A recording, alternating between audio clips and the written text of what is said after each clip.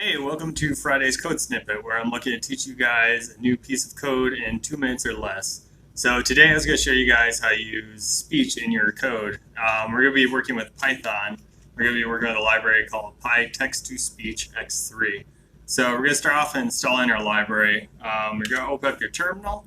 I'm working on a Raspberry Pi, so I'm going to do a pip installation, but I need to specify that I'm using pip3 because I want to be installed into the Python 3 environment. So I'm going to do pip3 install PYTTSX3 and hit return. We're going to go ahead and download that library real quick.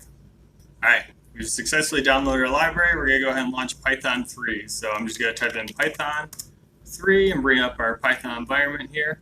First thing I'm going to do is import that new library that we just installed. So I'm going to do import PYTTSX3 and hit return. If you get nothing back, that's good. The library imported without any issues.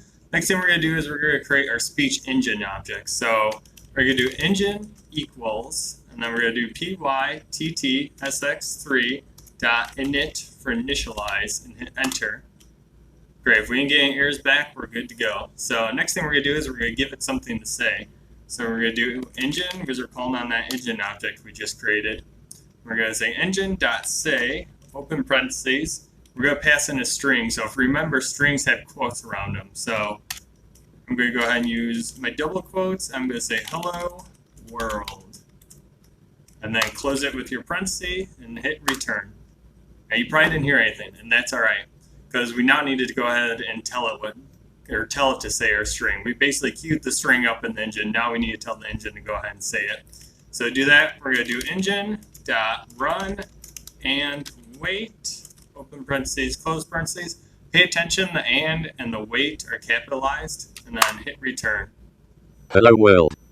And that creepy robotic voice is the sound of success. So again, this has been a Friday code snippet where I'm looking to teach you guys a new piece of code in 2 minutes or less.